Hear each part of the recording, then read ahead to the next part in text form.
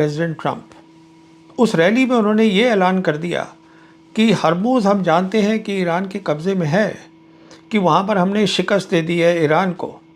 तो ये तो वो पहले भी बोलते रहते हैं। नई बात ये बोल दी कि बहुत जल्दी मैं ऐलान करने वाला हूँ कि जो स्ट्रेट ऑफ हरमुज़ है वो अमेरिकन टेरिटरी है, कि वो अमेरिका का है। बहुत बड़ी बात है ये, क्योंकि अगर अमेरिकन प्रेसिडेंट ये बोलता है कि स्ट्रेट ऑफ हरमुज़ अमेरिका की टेरिटरी है, इसका मतलब अमेरिका को उसको डिफेंड करना है। हरमुज़ हम जानते हैं कोई आम ताम जगह नहीं है। वहाँ से गल्फ़ का 20% ऑयल और गैस दुनिया को जाता है। गल्फ़ जो है, जो हरमुज़ है, वो ईरान की टेरिटरी है और दो बड़ी ताकतें आज दुनिया में, चाइना और रशिया, उसको सपोर्ट करती हैं इस बात को। हम ये भी जानते हैं कि जो हरमुज़ है वो ईरानियन मिलिट्री के कब्ज़े में है और रहेगी। कोई तरीका नहीं है कि अमेरिका जो है, अमेरिका की फ़ौज उसको वहाँ से हटा सके। तो सवाल ये है फिर प्रेसिडेंट ट्रंप ने ये बात ऐलान क्यों की है। एक बात तो तय है कि प्रेसिडेंट ट्रंप बहुत बौखलाए हुए हैं और वो लाजमी भी है। 10 कारण दूंगा कि क्यों बौखलाए हुए हैं। पर दूसरी बात यह है, फिर भी ऐसा बोलना ये बात को संकेत करता है कि क्या कुछ बातचीत चल रही है अमेरिका के अंदर।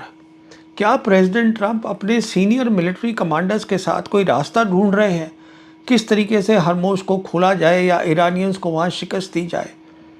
अब मिलिट्री ताकत से तो हो नहीं सकता, तो क्या अमेरिका टैक्टिकल न्यूक्लियर वेपन इस्तेमाल करने की बात कर रहा है वहाँ। मैं जानता हूँ ये लोगों को हंसी आएगी इस बात पे, पर हमें इस बात को थोड़ा संजीदगी से सोचना चाहिए। कारण उसका ये है कि देखिए, अमेरिका इकलौता मुल्क है दुनिया में जिसने न्यूक्लियर वेपन इस्तेमाल करे हैं, किसी और मुल्क ने नहीं करे। और दूसरा कारण ये है कि अमेरिका वो मुल्क है जो वर्ल्ड वॉर 2 जीता, कोल्ड वॉर जीता, पूरी दुनिया में यूनिपोलर में इकलौती सुपर पावर था। अब उसकी शिकस्त हो जाना और इतने कम वक्त में, ये वो चीज़ है जो अमेरिकी जो एस्टैब्लिशमेंट है उसको ये कबूल नहीं हो रही है। तो क्या वो कुछ हरकत करने वाले हैं जिससे कि दुनिया में एक नई चीज़ होने वाली है। तो ये बातों को सोचना ज़रूरी है अभी से। अब मैं बताना चाहूँगा कि ऐसी 10 बातें क्या हैं जिसके कारण बौखलाए हुए हैं प्रेसिडेंट ट्रंप। देखिए, पहली बात तो ये है कि जो उनके सपोर्टर्स हैं, जिसको हम बोलते हैं मागा बेस, उनकी जो पॉपुलैरिटी है उसमें गिरती जा रही है बहुत तेज़ी से, क्योंकि उनके फॉलोअर्स का ये कहना है कि हमारी लड़ाई है ही नहीं वेस्ट एशिया में, हम वहाँ क्यों बैठे हैं। और प्रेसिडेंट ट्रंप में इस रैली में उन्होंने खुद कहा है कि देखिए, मैं जानता हूँ इस लड़ाई के कारण, जो लड़ाई चल रही है वेस्ट एशिया में, दाम बढ़ रहे हैं चीज़ों के, अमेरिका के अंदर ऑयल के दाम बढ़ रहे हैं, तो उन्होंने ये कबूला है इसके अंदर। पर वो ऑब्वियसली सोच रहे हैं कि मुझे इसको, लड़ाई को ख़त्म करना है जल्दी। दूसरी बात यह है कि देखिए, 3 नवंबर को अमेरिका में बहुत ही अहम मिड टर्म इलेक्शंस हो रहे हैं जहां नई यूएस कांग्रेस तय होगी। अब अगर वो जो यूएस कांग्रेस में आते हैं मेजॉरिटी, वो डेमोक्रेट्स हुए, इनकी पार्टी के नहीं हुए, तो प्रेसिडेंट ट्रंप के लिए बहुत सारी मुश्किलें खड़ी हो जा सकती हैं। ये भी उनके दिमाग में चल रहा होगा। तीसरी बात यह है कि प्रेसिडेंट ट्रंप ने खुद साइन किया है 17 जून को एमओयू ईरान के साथ। अब प्रॉब्लम क्या है कि उस एमओयू में, जिसमें 14 पॉइंट्स हैं, सारे पॉइंट्स वो हैं जो ईरान चाहता था, क्योंकि अमेरिका लड़ाई हारा है। पर दिक्कत ये है कि अमेरिका के अंदर जो लोग हैं वो इसको कबूल नहीं रहे हैं। वो ये कह रहे हैं कि प्रेसिडेंट ट्रंप ने क्यों साइन किया उसके ऊपर, अमेरिका जो है इस तरीके से शिकस्त नहीं मानेगा। और प्रेसिडेंट ट्रंप को खुद लग रहा है, क्योंकि बहुत ज़्यादा ईगो है, कि मैं लूज़र कैसे दिख सकता हूँ कि मैं हार गया। इसीलिए उन्होंने साइन करने के बाद फिर से लड़ाई शुरू कर दी। चौथा कारण है कि इजराइल के लीडर्स और प्रधानमंत्री नेतन्याहू खुलेआम आज कह रहे हैं कि प्रेसिडेंट ट्रंप लड़ाई बंद कर दें, इजराइल लड़ाई बंद नहीं करेगा। वो तैयार ही नहीं है उसके लिए। पांचवा कारण क्या है कि जब ये लड़ाई शुरू करी थी अमेरिका ने, जिसको कि बरगलाया गया, ये इजराइल नेतन्याहू ट्रंप को इस लड़ाई में ले आए, अब वो तो साफ क्लियर हो रखा है कि लड़ाई की कोई तैयारी थी ही नहीं, कोई प्लान ही नहीं था, सोचा ही नहीं था कि क्या ऑब्जेक्टिव होगा, किसके खिलाफ लड़ाई हो रही है, कितनी ताकत है उसके पास। अगर ये सब किया होता, जिसे हम बोलते हैं वॉर इन्वेंटरी, कि हमारे पास लड़ाई लड़ने का असला क्या है, क्या हमारे पास मिसाइल्स हैं, क्या हमारे पास मिसाइल रोकने की मिसाइल, जिसे इंटरसेप्टर मिसाइल्स बोलते हैं, वो है, वो कुछ भी नहीं सोचा गया। और अब तो रिपोर्ट्स आ रही हैं कि जो 39 डेज़ की एयर वॉर हुई थी शुरू में, उसके बाद जो सारा उनके स्टॉक्स हैं मिसाइल के, इंटरसेप्टर मिसाइल्स के, बहुत ज़्यादा कम है। तो लड़ाई कैसे लड़ी जाएगी? अगला कारण क्या है? छठा कारण बहुत ही इम्पोर्टेंट कारण है। जो सेंट्रल कमांड है अमेरिका की, जो यहाँ लड़ाई लड़ रही है वेस्ट एशिया में, जो उसके कमांडर हैं एडमिरल ब्रैड कूपर, वो खुद भी बयान दे रहे हैं और उनके दफ्तर से बयान जो है सोशल मीडिया पे आ रहे हैं। और बयान ये है कि हमको ये लड़ाई जारी रखनी चाहिए। ये पोजीशन जो है वो इजरायली फ़ौज की है, ये पोजीशन जो है वो इजरायली मिनिस्टर्स और नेतन्याहू की है। ब्रैड कूपर जो कि यूएस मिलिट्री के हैं, अगर उनकी ये असेसमेंट है, ये सोच है, तो उनको ये पब्लिक नहीं करनी चाहिए, सोशल मीडिया पे नहीं देनी चाहिए। उनको ये बतानी चाहिए अपने सीनियर कमांडर को, जो कि जनरल केन है, chairman joint chiefs of staff. वो नहीं कर रहे हैं ये। इसको हम मिलिट्री लैंग्वेज में बोलते हैं कमांड ब्रेकडाउन। बहुत ही सीरियस बात है। यूएस मिलिट्री का टॉप कमांडर पब्लिकली वो कह रहा है जो ट्रंप नहीं चाहता।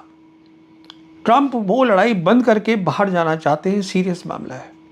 सातवां कारण देखिए, किसी भी मुल्क के पास जो एयरक्राफ्ट कैरियर होते हैं, और ख़ासकर जो अमेरिका के एयरक्राफ्ट कैरियर हैं, वो अमेरिका की शान है। अब ये रिपोर्ट्स हैं कि जो अब्राहम लिंकन एयरक्राफ्ट कैरियर है, जो कि पिछले 250 दिन से समुंदर में है, सिर्फ एक बार पोर्ट कॉल करा है, जिसके ऊपर 5000 जो है वो फ़ौजें हैं अमेरिका की।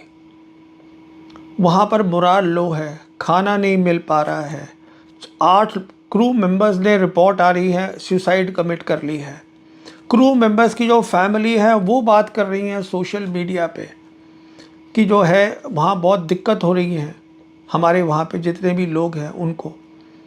तो जो सेक्रेटरी ऑफ वॉर हैं अमेरिका के, पीट हेग्सेथ, उनका काम है इसकी डिटेल में जाना, पता करना क्या हो रहा है और उसको ख़त्म करना उस दिक्कत को।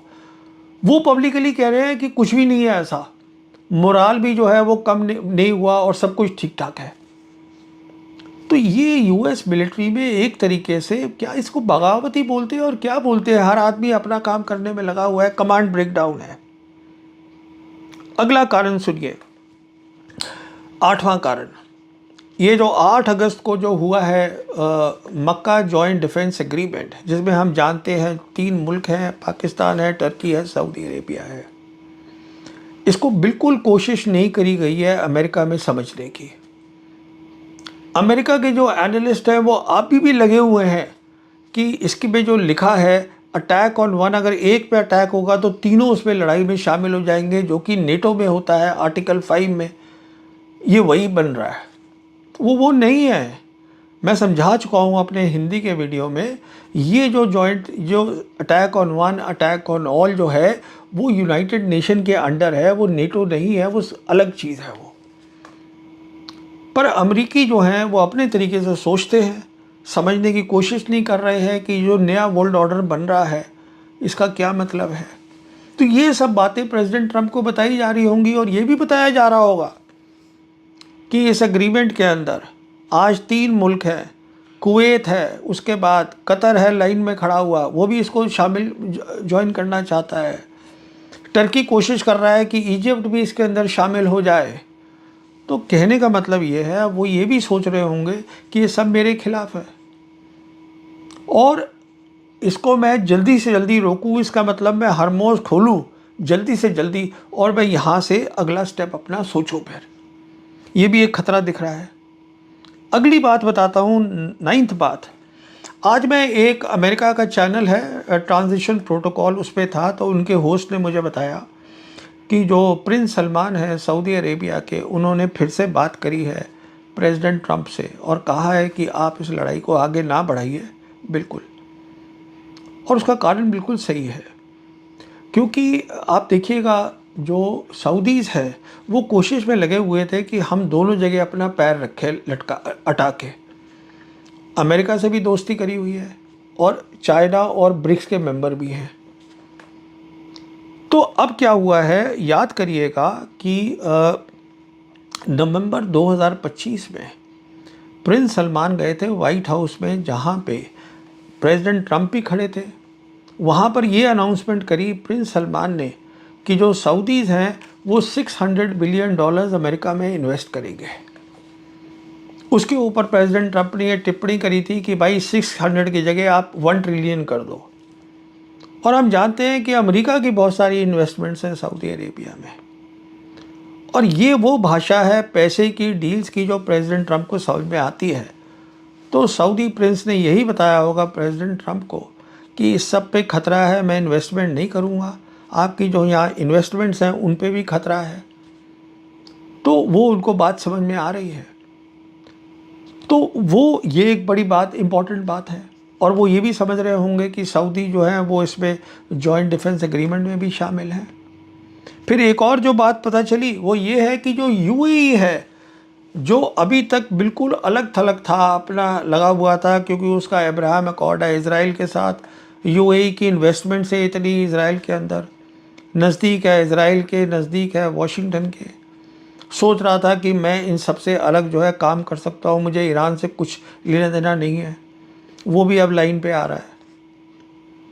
जैसे कि मुझे बताया गया, ये जो होस्ट हैं ट्रांजिशन प्रोटोकॉल के, उन्होंने मुझे बताया कि देखिए बहुत सारे हवाई जहाज़ गए हैं, सरकारी हवाई जहाज़ यूएई के, कोई $3 बिलियन कैश लेकर तेहरान गए हैं ईरान को देने हैं। करीबन 2 टन गोल्ड है वो जाके ईरान को दिया है। क्यों? क्योंकि ये कह रहे हैं कि हम आपके साथ अपने रिश्ते जो है सुधारना चाहते हैं। ये बात है, क्योंकि उनकी समझ में आ रहा है कि ये जॉइंट डिफेंस एग्रीमेंट के साथ साथ ये एक बहुत बड़ा स्टेप है रीजनल सिक्योरिटी फ्रेमवर्क जो बनाया जा रहा है। जब अमेरिकी फ़ौजें यहाँ से चली जाएंगी वेस्ट एशिया में, तो वो उसकी जगह आएगा। और 10वां कारण देखिएगा कि जब अमेरिका प्रेसिडेंट ट्रंप आए थे दफ्तर में, याद करिएगा, तब उन्होंने कहा था कि खतरा बढ़ गया है अमेरिका को, जो सही बात है। रशिया और चाइनीज़ मिसाइल्स का, नई टाइप की मिसाइल्स है, तो हम एक अपना जो है एंटी मिसाइल सिस्टम बना रहे हैं जिसको गोल्डन डोम बोलते हैं, जिसमें $1.5 ट्रिलियन लगेंगे पेंटागन के, और जिसमें ज़्यादा काम जो होगा वो स्पेस का होगा, जिसको अंतरिक्ष बोलते हैं। अब जो उनके 4 स्टार कमांडर है स्पेस फोर्स के अमेरिका के, वो बयान दे रहे हैं कि हमारे को तो फंडिंग ही नहीं मिली, काम कैसे होगा इसके ऊपर गोल्डन डोम पे, क्योंकि वो सारी फंडिंग तो इस लड़ाई में लग रही है वेस्ट एशिया की। तो ये 10 मसले तो हैं ही जो उनको परेशान कर रहे हैं प्रेसिडेंट ट्रंप को। उसके अलावा बड़ी परेशानी ईरान से आ रही है। ईरान ने जो अपनी शर्तें हैं हरमोज़ को खोलने की, वो और सख्त कर दी हैं। वो कह रहे हैं हम तभी खोलेंगे, पहले तो आप ये अपना नेवल ब्लॉकेज हटाइए, हमारे ऊपर से सारे सैंक्शंस हटाइए, जिससे कि ईरान जो है फ़ौरन अपना तेल, अपना गैस, अपने पेट्रोकेमिकल्स वो दुनिया में बेच सके। अपनी फ़ौजों को वेस्ट एशिया से निकालिए। हमारे जो आपने दबा के चोरी करके जो एसेट्स रखे हुए हैं करीबन $12 बिलियन के, उसको आप रिलीज़ करिए। उसके बाद वो ये बोल रहे हैं कि जो लड़ाई इज़राइल कर रहा है लेबनान में हिजबुल्लाह के साथ, और जो कर रहा है गाज़ा में हमास के ख़िलाफ़, उसको बंद करवाइए, जो नहीं करवा सकते प्रेसिडेंट ट्रंप। नेतन्याहू सुनता ही नहीं उनकी बात। और फिर वो कह रहे हैं कि जितना हमारा आपने नुकसान किया है लड़ाई में करीबन $300 बिलियन, उसको आप भरिएगा, उसके बाद हम खोलेंगे स्ट्रेट ऑफ हॉर्मुज़। हम नहीं खोलते। और उसके साथ साथ क्या हुआ है, खबर भी और आ गई है ईरान के अंदर से। खबर आई है कि जो ईरान के सुप्रीम लीडर हैं मुश्तबा खमेनी, वो अपने टॉप कमांडर से मिले हैं। मिलिट्री के जो सीनियर कमांडर्स हैं उनको चेंज किया गया है। अब जो सेक्रेटरी हैं उनके सुप्रीम नेशनल सिक्योरिटी काउंसिल के, उनको बनाया गया है, जिनका नाम है जनरल मोहसिन रिज़ाई। ये पुराने IRGC के कमांडर हैं, मिलिट्री के कमांडर हैं और बहुत हार्ड लाइनर माने जाते हैं। उनको नियुक्त कर दिया गया है। तो क्या किया है ईरान ने, एक तो ये पब्लिकली बताया है कि मीटिंग हुई है सुप्रीम लीडर के साथ, एक ये बताया है सबको कि देखिए मिलिट्री जो है उसमें हमने तब्दीलियां करी हैं, उसको हमने और कमांड को ताकतवर किया है। और तीसरी इम्पॉर्टेंट बात ये बताई है कि जो अब मिलिट्री है, ईरान की मिलिट्री अभी तक सिर्फ डिफेंसिव एक्शन कर रही थी। मतलब अगर US मिलिट्री कुछ कर रही थी तो वो उसके खिलाफ उतना ही काम कर रही थी। अब कह रहे हैं हम ऑफेंस करेंगे, हम अपना काम भी करेंगे। अब ऑफेंस कहाँ करेंगे सोचिएगा। देखिए ऐसा है कि जहाँ तक स्टेट ऑफ हर्मुज़ का ताल्लुक है, जो हम जानते हैं पूरे कब्ज़े में है ईरान मिलिट्री के, उनकी नेवी के, कुछ काबिलियत वहाँ ऐसी है जिसका उन्होंने इस्तेमाल ही नहीं किया अभी तक। जैसे कि छोटी पनडुब्बी, ब्रिजेट सबमरीन बोलते हैं, जो ईरान की नेवी ने ली थी नॉर्थ कोरिया से, जो पर्शियन गल्फ के में काम करने के लिए परफेक्ट, बहुत बढ़िया है। इससे आप टॉर्पीडो भी फायर कर सकते हैं, मिसाइल्स भी फायर कर सकते हैं, उसका इस्तेमाल नहीं किया अभी तक। फिर उनके पास ड्रोन्स हैं, अंडर वाटर ड्रोन्स, जो बिल्कुल साइलेंट है। वो जो दूसरे साइड का सोनार है वो उसकी आवाज़ को नहीं पकड़ पाएगा, उसका भी अभी तक इस्तेमाल नहीं किया है। फिर देखिएगा उनके पास जो मिसाइल्स हैं, ये तो अमेरिकन भी मान गए हैं, उनकी जो मिसाइल्स हैं लंबी रेंज की, वो एक्यूरेट हो गई हैं। बहुत एक्यूरेट क्यों हो गई हैं? क्योंकि एडवांस्ड मिसाइल्स हैं जो मिड कोर्स, मतलब छोड़ने के बाद अपना रास्ता बदल सकती हैं, करेक्शन अपने आप कर लेती हैं कि मुझे कहाँ जाना है। बहुत स्पीड से जाती हैं, स्पीड है करीबन मैक 7 मैक 8 इस स्पीड से जा रही है। मैक का मतलब है स्पीड ऑफ साउंड।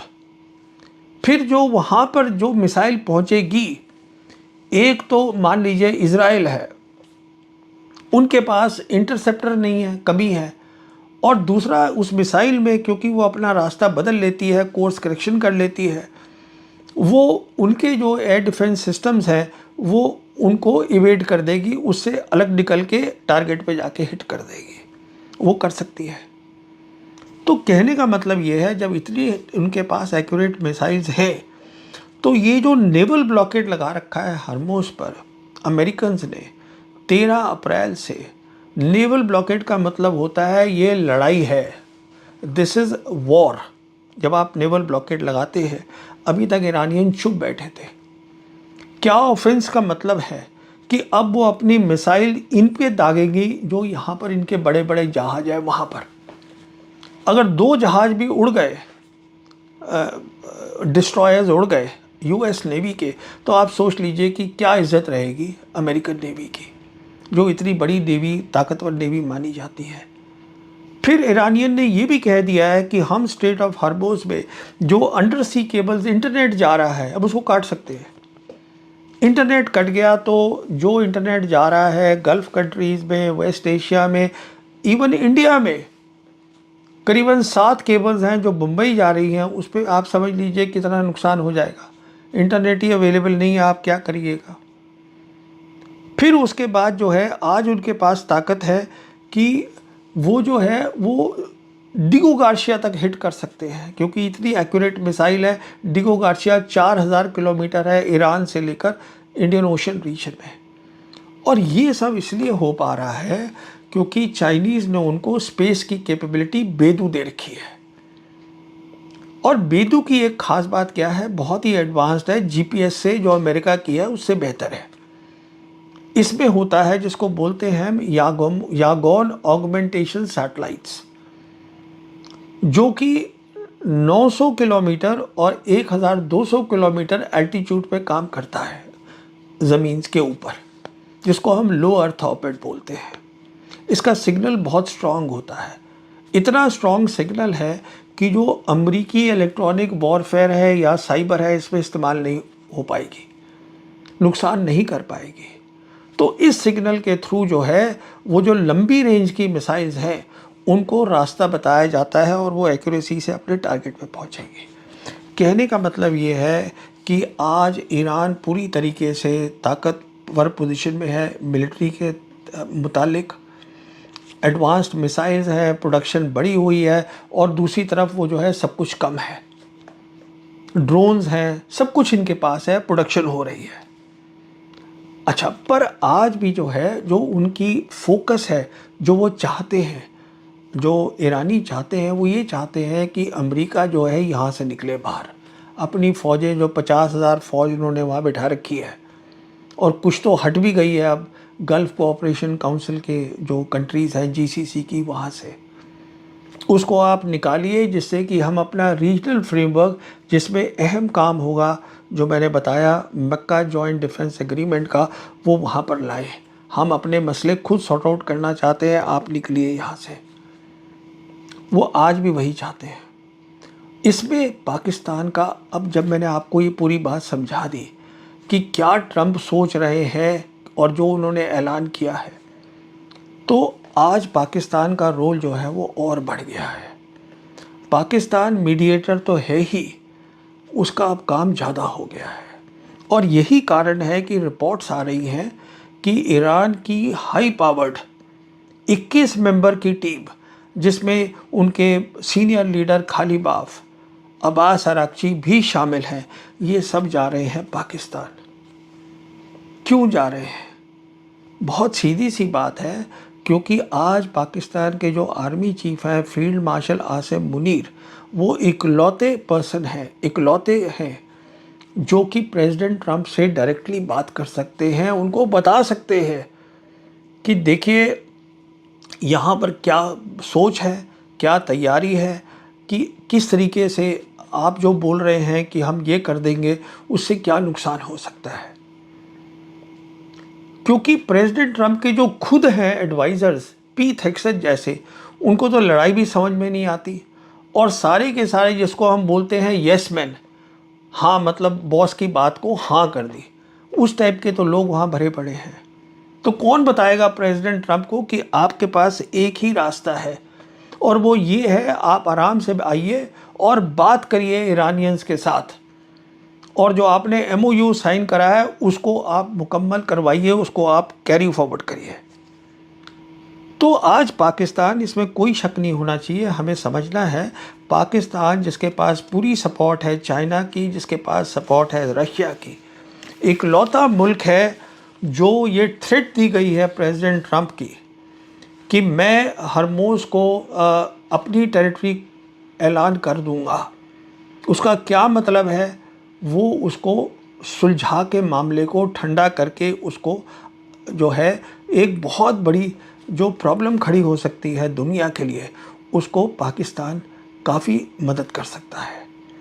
मैं लास्ट बात जो हर बार बोलता हूँ, अब भी वही बोलना चाहता हूँ कि हिंदुस्तान को अगर प्रोग्रेस करना है इस नई दुनिया में, जहाँ 3 बड़ी ताकतें हैं, जिसको मल्टीपोलर हम वर्ल्ड बोलते हैं, तो आप समझ के चलिए कि हिंदुस्तान और पाकिस्तान की जो तकदीर है वो जुड़ी हुई है। हम दोनों तभी सफल हो पाएंगे, हमारे लोगों की गरीबी तभी हट पाएगी, अगर हम इस बात को समझें कि दुनिया बदल चुकी है, हम दोनों को मिल के काम करना है।